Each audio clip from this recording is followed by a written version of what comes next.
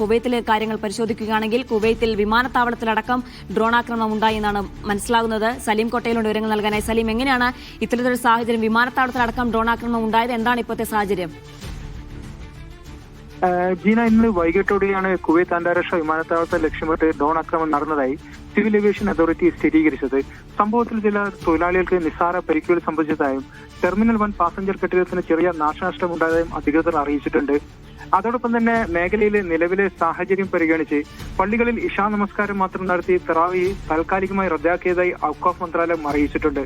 നിലവിൽ രാജ്യത്ത് ഉയർന്ന ജാഗ്രത തുടരുന്നതായി ആഭ്യന്തര മന്ത്രാലയം വ്യക്തമാക്കിയിട്ടുണ്ട്. സുരക്ഷാ സ്ഥിതി സുസ്ഥിരമാണെന്നും 24 മണിക്കൂർ നിരീക്ഷണം തുടരുന്നുണ്ടെന്നും അധികൃതർ അറിയിച്ചിട്ടുണ്ട്.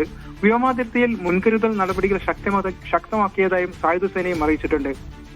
അതിനിടെ സ്ഥിരീകരിക്കാത്ത വാർത്തകൾ പ്രചരിപ്പിക്കരുതെന്നും ഔദ്യോഗിക ചാനൽ മാത്രം പിന്തുടരണമെന്നും അധികൃതർ മുന്നറിയിപ്പ് നൽകിയിട്ടുണ്ട്. പൊതുജനങ്ങളോട് ശാന്തത പാലിക്കുവാനും സുരക്ഷാ നിർദ്ദേശങ്ങൾ പാലിക്കുവാനും അധികൃതർ ആഹ്വാനം ചെയ്തിട്ടുണ്ട്. ജീന.